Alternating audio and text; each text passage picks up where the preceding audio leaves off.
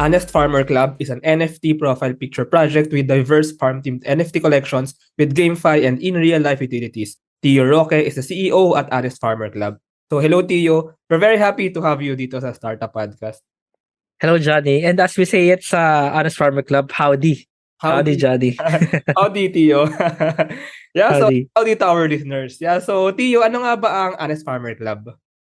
Ayan. Si Honest Farmer Club is a NFT PFP project. So basically, PFP, profile pictures, mga NFTs sa Polygon network na you can use it for several things actually. Kasi we've developed a lot of utilities, a lot of games, mini games na ine-enjoy ngayon ng community namin. And aside from that, we have utilities as well in the DeFi sector. So, basically, pag sinabi kasing utilities sa NFT, like, anong use case niya? Anong pwede mong gawin sa kanya? So, kami, as developers ourselves, gumawa kami ng mga use cases, utilities, para dun sa mga NFTs. Like, pwede mo siyang i-lock or i-stake, tapos mag-earn ka ng token namin called Potato. Tapos yung potato na yun yung ginagamit mo for all the games inside our ecosystem. Tapos ang maganda kasi sa HFC, it's farm themed. Tapos marami kaming games na ginawa na parang hindi siya ordinary. Like meron kaming mga milking contest, may Wheel of Fortune doon sa loob ng farm, merong chicken fights na hindi siya sabong hindi siya sugal. Pero naglalaban yung mga chicken na NFT din. Tapos meron din kaming pig race na ilo-launch namin very soon. So, ang daming mga games namin ginawa na nagre-revolve doon sa farm team na puro NFTs and crypto yung ginagamit. So, Yeah. that's HFC.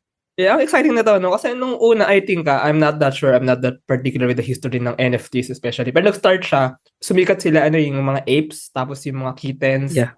Tapos, I think, by that time, nag-start by picture lang, image lang, and by rarity, kaya sila nagkakaroon ng value. Now, value by rarity, it's very subjective So, I like NFTs na may value as utility kasi magagamit mo talaga sila either in games nga or maybe in real life. And may I ask, where can we play these games? I mean, where can we, like those games that you mentioned, so are they, may mobile app ba or in the web app or web browser?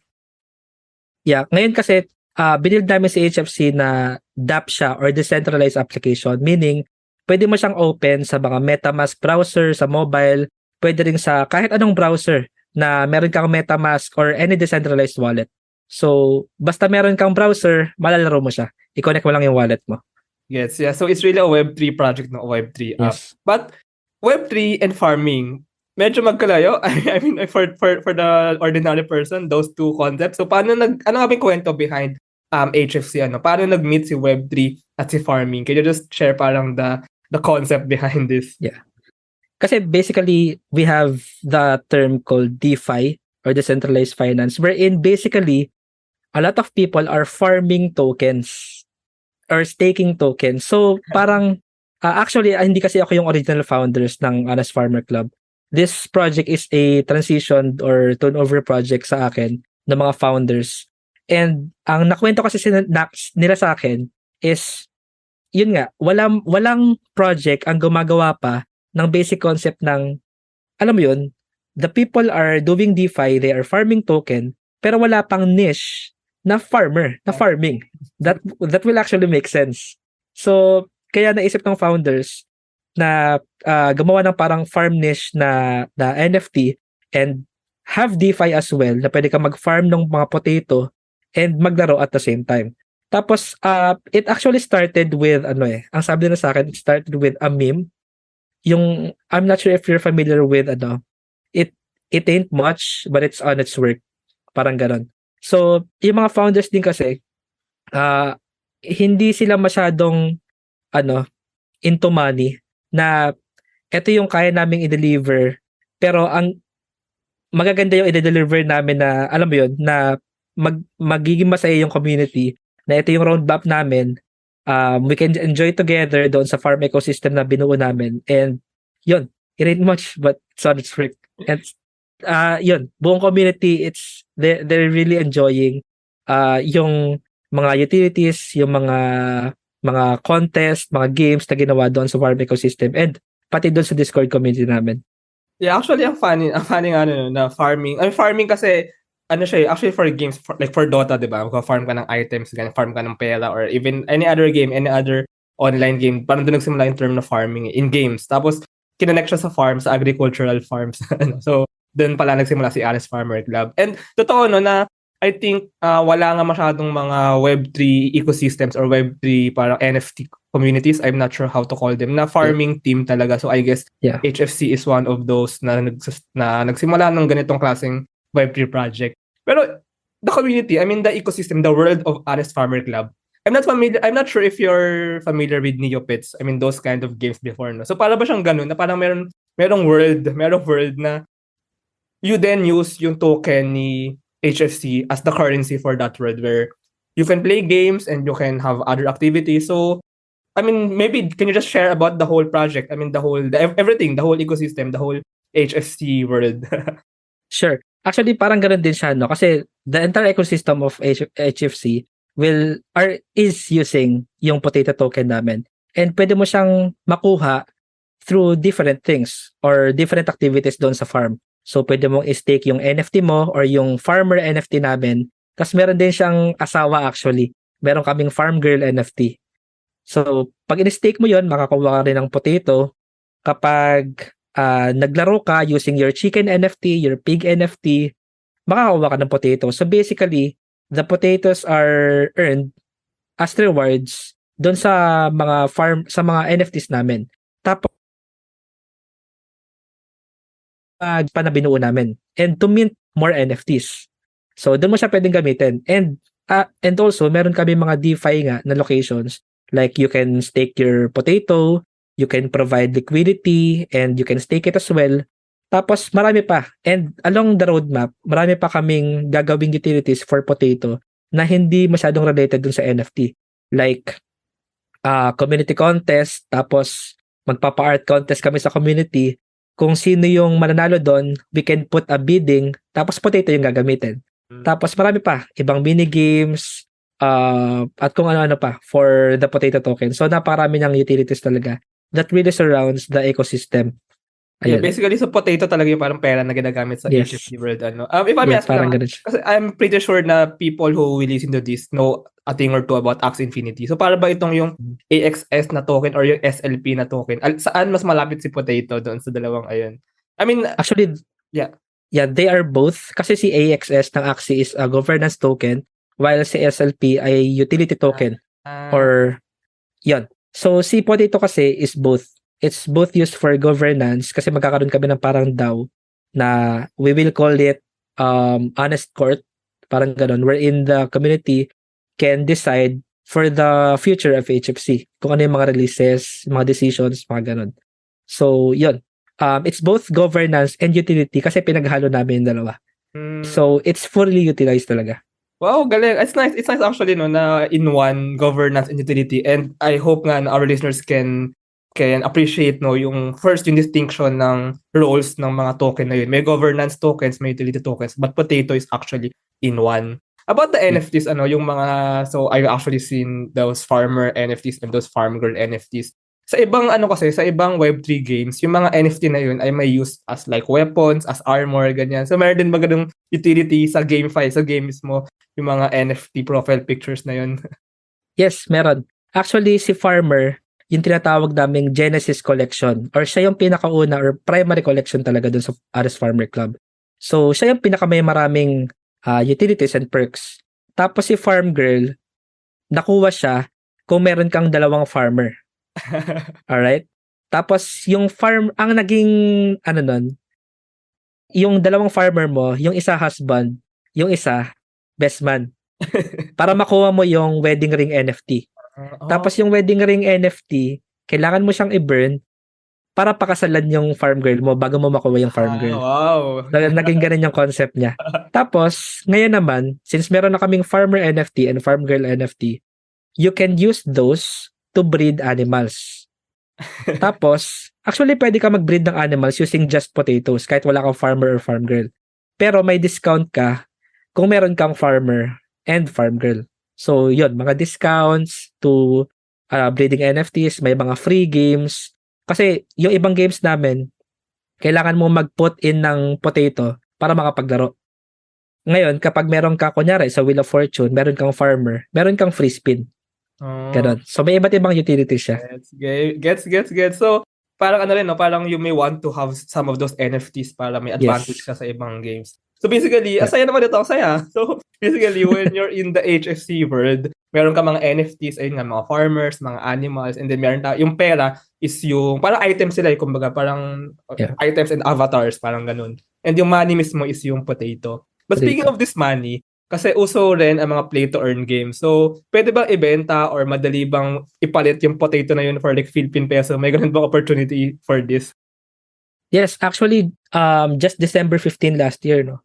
Naglagay kami ng liquidity for potato. But again, it ain't much, but it's honest work. Kasi we just put in $20,000 doon sa liquidity, and katumbas doon 10 million potato. So ang value ng potato sobrang baba lang talaga. And kasi we don't want yung alam mo yun, sobrang rapid growth na pinump yung token, unsustainable, umalis yung mga tao, dead project. Ayaw namin ng ganon. We want slow but steady growth.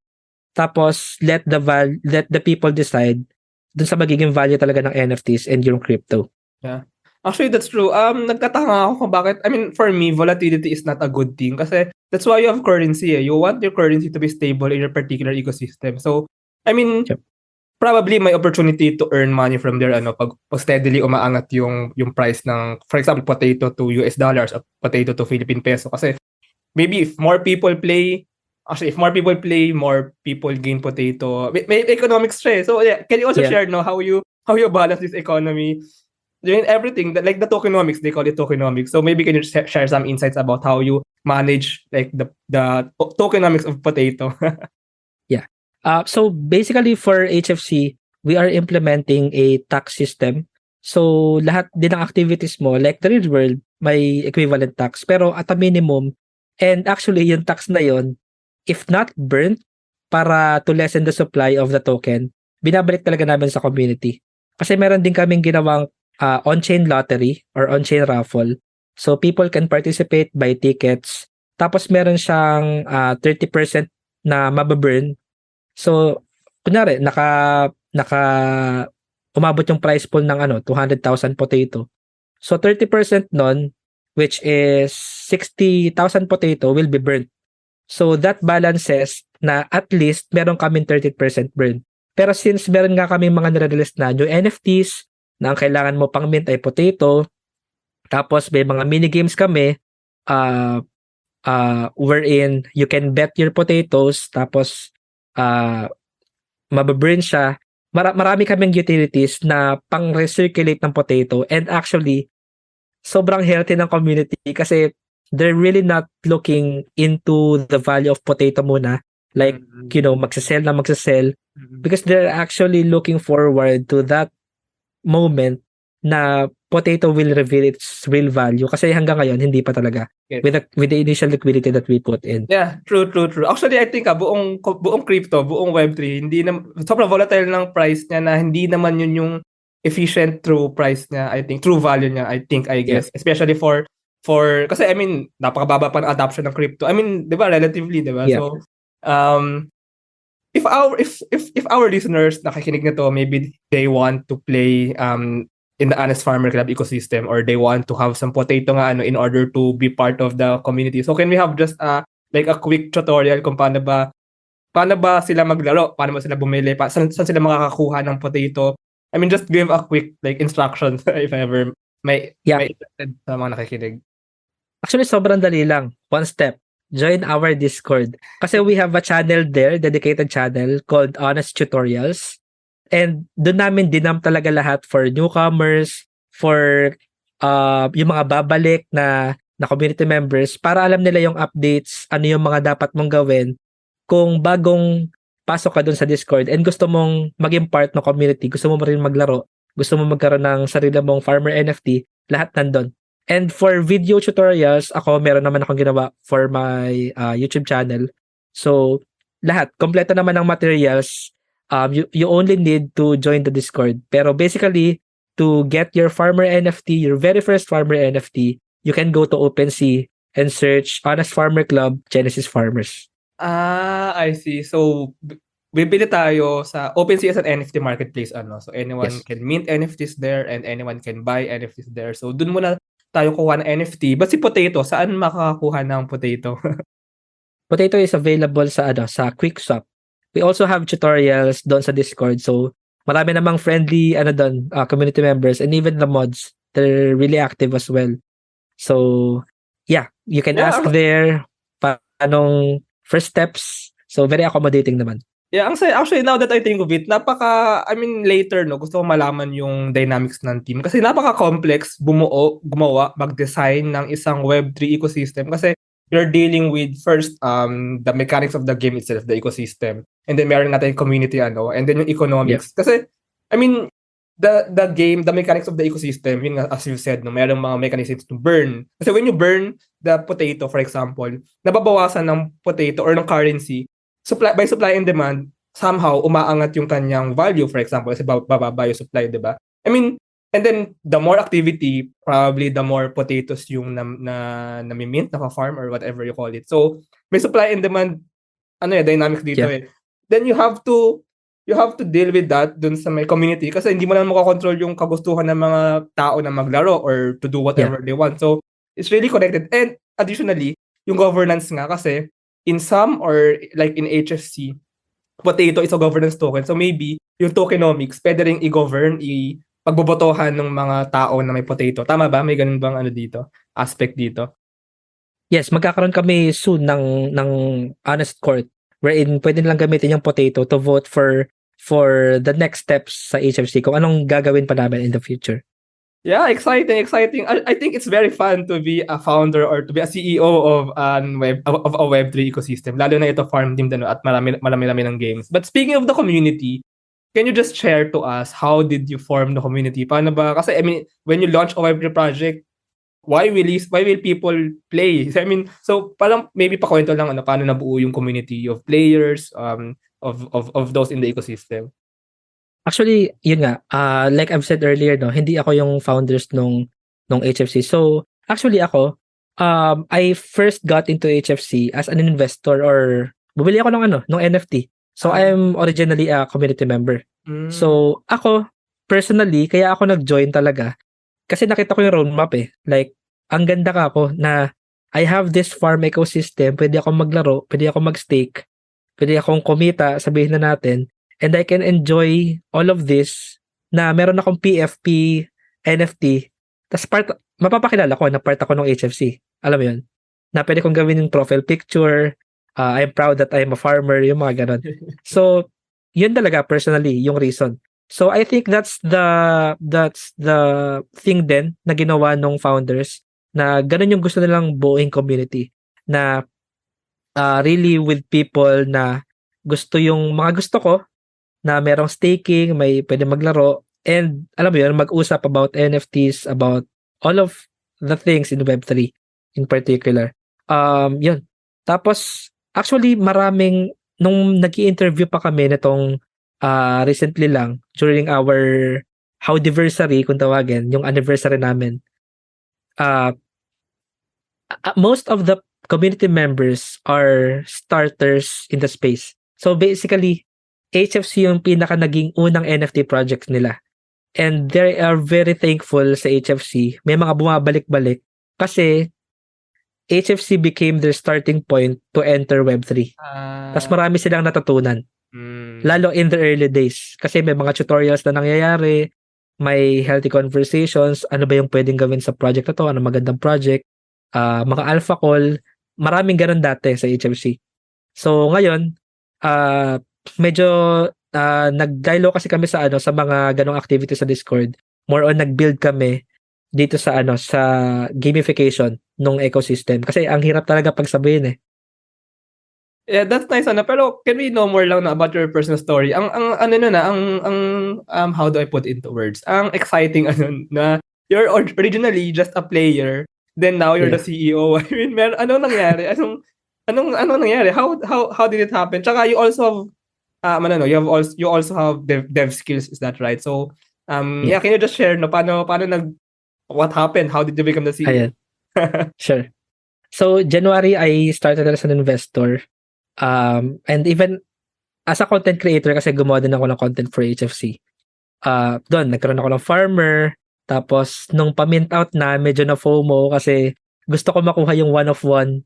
So, dumami yung farmer ko bigla. Kasi nag-mint ako na nag-mint. Tapos, nung ma-sold out siya nung Feb yata or March, nagkaroon sila ng job post na they're looking for a developer. Parang additional help.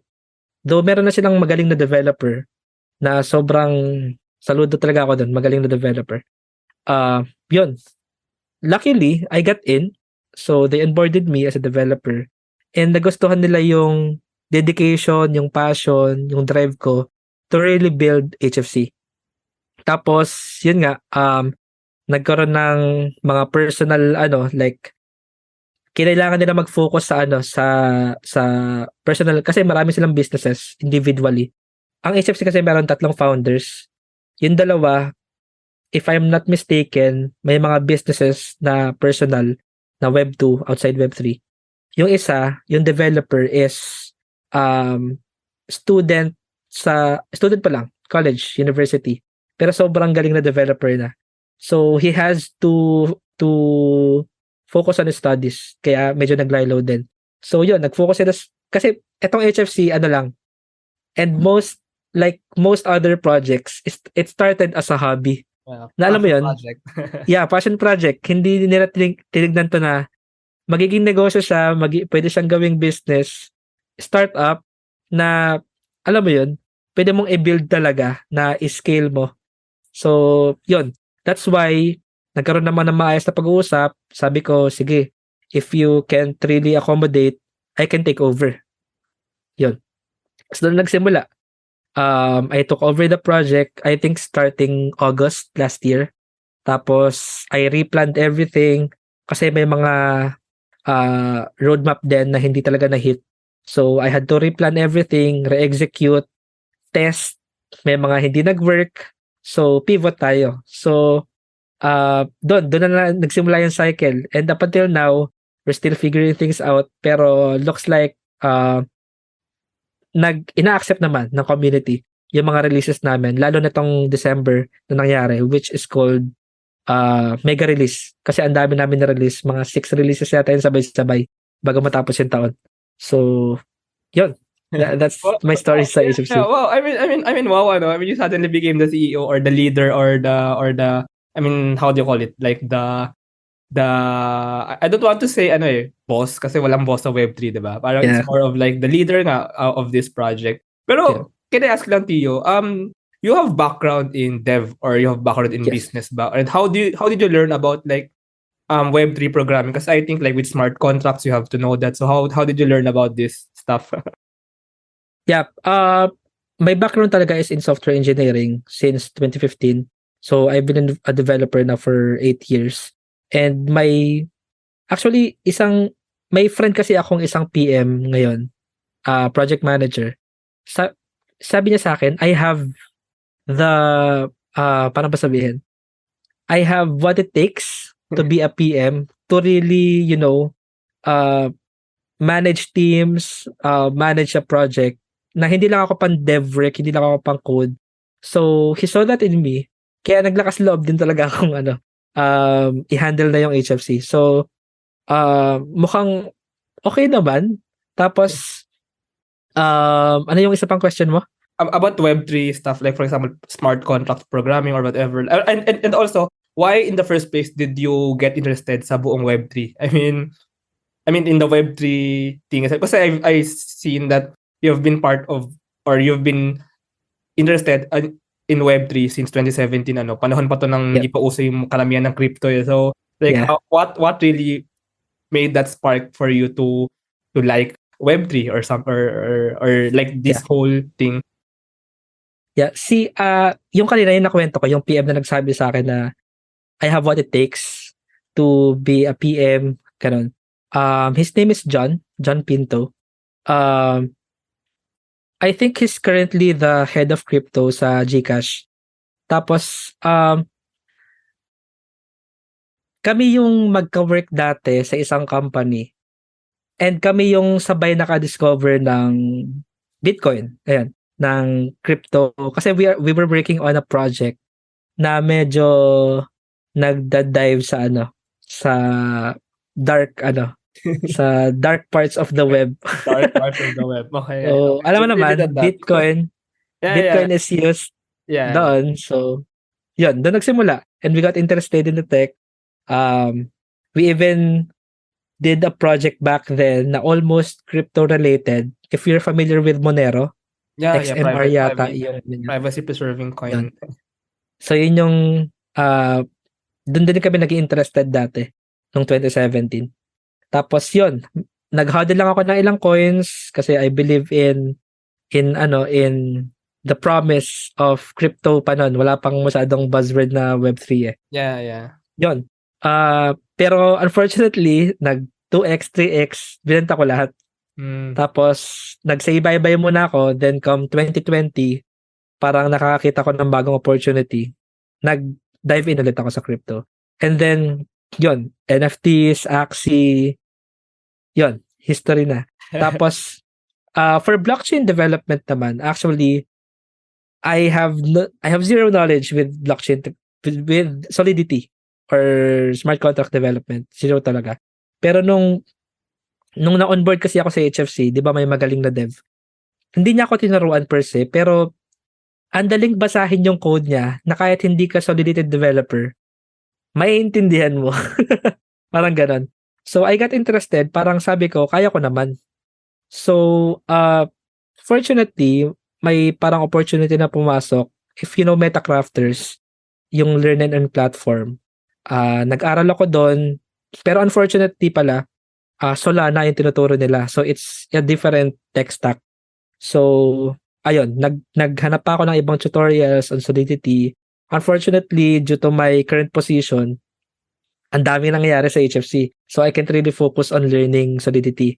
That's why we got a team of guys from another project na in-onboard namin sa HFC talaga. I think they are 4 people. Tama, 4 people. 3 developers and 1 PM. So, sila na yung nakatulong ko up until now. They're still working with HFC. Kami yung nagbe-build.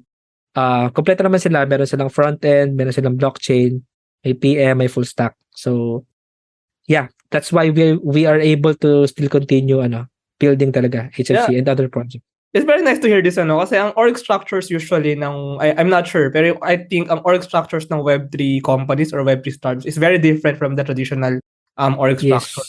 But I mean, same na may devs, may parang nagha-handle ng high level dev, parang business analyst, business manager, or PM, what does PM mean pala? Sorry. What does PM mean? Product manager. Project manager, yeah. And then, meron pang other aspects like in traditional, di ba, mga marketing, mga community management, etc. Pero, I'm curious dun sa sinabi ni John na you have what it takes. So, let me ask this, Theo. What do you think they have? I mean, what do you think is really also the most important skill that a Web3 PM must have in order to develop and in order to lead everything? Medyo mahirap yung question. Actually, hindi rin kasi ako sure dun sa sinabi. Kasi, ako yung type ng tao na hindi ko alam na exceptional siya or excellent ako sa bagay na yun. Kasi for me, it's just natural. Parang ganun. So, I underappreciate myself na yung ibang tao yun na yung nakakita. Pero ako sa sarili ko parang, normal lang naman sa akin yan. Parang ganun. So, hindi ako sure eh. Kasi siguro one of the values na hindi ko siguro nakita sa iba that I have is sa ibang developers is they just work or they just code na without understanding the context of what they're building supposed to be. Parang ganun. Like, para saan ba yung binibuild ko? Alam mo yun, what's its effect doon sa business proposition, sa what's its effect sa marketing, alam mo yung mga ganun, yung what's its connection with the whole business idea, parang ganun. So I think that's one thing na nakita niya sa akin. Kasi when we were working together, actually dalawa lang kami. Yeah. Dalawa lang kami nung sa company dati. PM, Dev. Kasi startup din yun. So, nakita niya ako ng potential and even eventually from the two of us, nag-expand yung team. Kasi naging gumanda din yung flow ng product na kailangan ng QA, ng UI UX. So, once nag-expand yung team, nakita niya pa sa akin yung potential ng ng hindi lang ako coder, hindi lang ako programmer.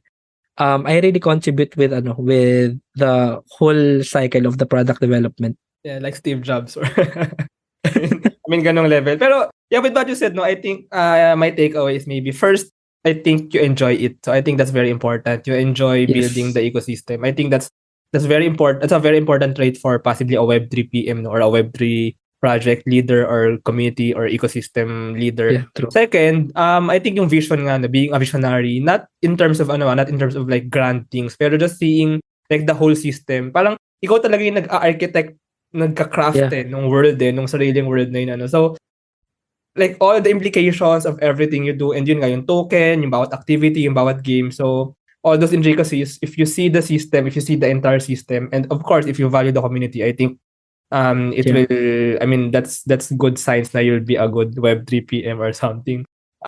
Speaking of this vision, so ano nga ba ang vision? Ano nga bang roadmap ni Honest Farmer Club in the years ahead? Baka makakuha pa tayo ng more interest, no, sa mga nakikinig nito. Ayun, si Honest Farmer Club, sobrang dami pang plans for it. Actually, it spans to 2024. And it's rare for projects to have roadmaps na ganun katagal. Kasi usually sa Web3, 2 years is a lot of years already. Everything moves fast. But yeah, we have roadmaps for HFC. Sobrang dami merong focus sa art, merong focus sa mobile gaming, basta we want to tap on every aspect in Web3. Like we have DeFi, we have GameFi, we have utilities for artists, we have utilities for tech enthusiasts. Sobrang diverse niya. And we are also planning to build our own decentralized exchange in Polygon and our own launchpad as well. So, ang dami pang plans for HFC. And yun nga, it spans 2 years. Pero, still, ang NFT space kasi ngayon, it's very, unsustainable. So, we are actually pivoting from not just HFC. I mean, from HFC, it won't be just our product. We also built this startup Web3 dev studio called the Howdy Studios na ibibuild pa namin yung more product lines. Kasi we need more things to keep the lights on, kumbaga. Kasi with NFTs, ang funding mo lang kasi talaga sa NFTs na project is number 1, yung mint sales. Number 2, yung secondary market. Kung wala ka ng second, yari ka na. So we are quite pivoting now to other revenue streams which we are experimenting with the Howdy Studios. Yung parang binuo naming startup out of Honest Farmer Club. I see. So nauna si HFC and then parang to make an umbrella, maggagawa ng other games, other projects, si Howdy Studios. Pero parang eventually, HFC is under Howdy Studios. Pero parang may mga branch outs, okay, Tama. interesting. Yeah, and I've also seen, about memes and yung edutech part ni HFC. Or is this part of the Howdy Studios? Kumbaga yung other aspects pa nga na pwede nyong gawin sa Web3. I mean, can you just also share like ano ba yung iba nyo pang balak gawin sa Howdy Studios? Yeah. Yun pala. Yung sa edutech part, actually that's part of Honest Farmer Club. Kasi meron kaming release this quarter then, or no, quarter 2 this year, which is called Honest School. And dun sa Honest School, merong you can actually earn, pero you can only earn if you are a farmer NFT holder. Pero kapag hindi, basa ka lang doon. There are resources for Web3, for blockchain, crypto, NFT. So basically, yun, it's a compilation of resources where you can learn about Web3, and we are partnering with a startup as well to give us the resources or to showcase their resources and their brand as well. Para ang ilalagay lang kasi namin doon yung mga basic ano lang, yung mga overview lang. Tapos our partner can take over para doon sa full grasp or in-depth learning para doon sa school. I see. Just to ask kasi for example with the popular I don't know how you call them, layer 1 ecosystems, layer 1 blockchains, Ethereum, Cardano for example, Solana. So actually nagsimula rin sila na Ethereum as a token and then nagkaroon ng Ethereum Foundation. So I think parang similar siya sa kwento ni HFC na may ecosystem and then nabuo yung parang larger organization behind that. Pero do you call HFC a layer 1 or I mean like comparable ba siya sa ganong klaseng ecosystem? I mean, Ethereum doesn't have like this GameFi stuff, pero is HFC also seeing na mga other people can develop dApps? I mean, not particularly with Howdy Studios, pero like it's a large ecosystem talaga na you can get more projects, you can get more. I mean, this is how you envision how the studios as a whole will be wider and larger in the future. Yeah, actually it's a good question kasi we are already partnering with projects right now, and we are already talking about interoperability na, for example, there's a project that's about hyper casual games, and we can actually integrate their games inside HFC, and we can integrate some of our games to their platform. So yeah, I think it's very possible for the interoperability part. So maganda, alam mo yun, hindi lang kami nagbe-build sa HFC ecosystem, but other builders as well. Now we can collaborate with them para kasi it's all for the community Para sa kanila to Kung saan sila mag-enjoy to really add value to them, to what we're building, we do collaborations with other projects as well. Yeah, exciting. And HFC is the only farm themed ecosystem. I mean, that's kind of weird to hear farm themed ecosystem. Pero yeah, I mean that's it. I mean, parang maybe for people who enjoy who enjoy the agriculture life, maybe they've played Farmville before or Heyday or yung mga ganong klaseng games maybe they also want to try HFC Honest Farmer Club. And I also want to try it out. By the way, I want to ask lang so pwede marami akong farmers. For you, gano'ng karami farmers mo? Yung farmer NFT. Ako ngayon, konti lang 17. So around mga like pwedeng, kasi for example, in Neopets na example natin, you can have 4 Neopets. I think comparable doon yung farmers, na, yeah, you have a bunch of farmers and then you can use them for the activities. And maybe, I'm sure I learn more when I participate and when I try. And I hope sa mga nakikinig nito, they also try it out. Yeah, but farmer NFTs are limited. Like, there's only 3,000 farmer NFTs. Yeah. Ayan. Pero for your wallet alone, you can have as many as you can. I see. I mean, so parang hindi siya one talaga sa buong mundo. Kunyari yung ganitong klaseng farmer. Kunyari si farm boy number 1. Pwedeng marami tao farm boy number 1. Tama ba? Hindi. It's isa unique. lang talaga. Yeah, isa lang talaga. Mag-aagawan talaga yung mga tao sa mga farmers. Yes. Okay, so you can buy them in OpenSea. Nag-mint kayo ng mga bagong farmer NFTs. Hindi na. I mean, paano kung more than 3,000 yung gusto maglaro? Paano kung 1 million yung gusto maglaro? Wala na sila farmers. I mean, wala. They can just, kaya doon mangyayari yung parang bidding na tataas yung value ng farmer NFTs. So advantage yung, na una, Yeah. I mean, yeah. I see. Actually, pero that's point naman I mean, of things now Kaya nag-i-invest mga tao sa crypto kasi they want to be the first to have limited amount of of NFTs or tokens. Yeah, pero right now, I don't wanna shill or I don't wanna parang siguro sabihin ng this is not financial advice, pero we are not doing we haven't done any marketing post-mint. Like, yung only marketing was to sell out the NFTs, yung 3,000 farmers. After that, zero marketing. So, up until now, wala. We just continued building. Once we know we're ready to do marketing, that's when we'll do it. And I think that's when people will really appreciate what we've built and really get, the farmer NFTs to its real value. Yeah, that's true. Kasi ngayon, yeah. That's Maraming naiinip ngayon Yeah, that's an important thing. Don't market to shill. You should market Yeah. to get their to have your NFTs as utility basically para magamit ng mga tao, 'di ba? For Yeah. whatever consumption. Yeah, that's very interesting to hear. All of this is actually very exciting to hear. So maraming salamat to you. If our listeners want to know more about Honest Farmer Club, so how can they get more information? How can they join the Discord channel? So maybe you can just lead them to this para they have these instructions, and if they want to, they can join. Yeah, thank you, Johnny, for the time.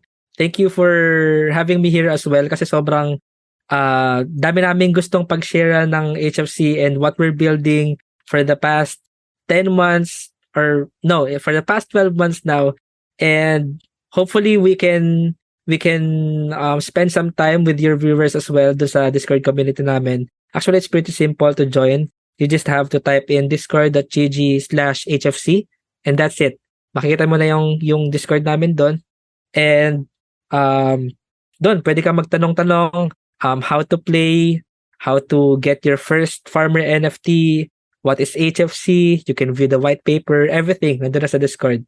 And the community is really fun to talk with and marami kayong magiging kaibigan doon. And we're really looking forward to see you as well in person sa magiging next activity natin.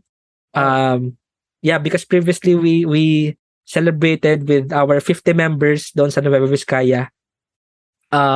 We celebrated our first anniversary. So hopefully you will be one of the attendees as well on our next event. So we'll see you there. Wow. Yeehaw! Yeehaw! Nice. Salamat Theo. Maraming salamat. Alright. Thank you, Johnny. Thank you very much to our 29 patrons. Asklex PH Academy is our official e-learning partner. Get certifications on Lean Six Sigma, project management, data science, and many more. This episode is super powered by TechShake, Asia's most active Philippine-based startup ecosystem builder creating bridges with investors, corporations, and governments. One CFO, the tech-enabled CFO, bookkeeping, and tax services for startups and SMEs. Pinoy IP Works, capture your startup's value proposition through patent and trademark protection. Pocketworks, the leading enabler and only Internet of Things social enterprise in the Philippines.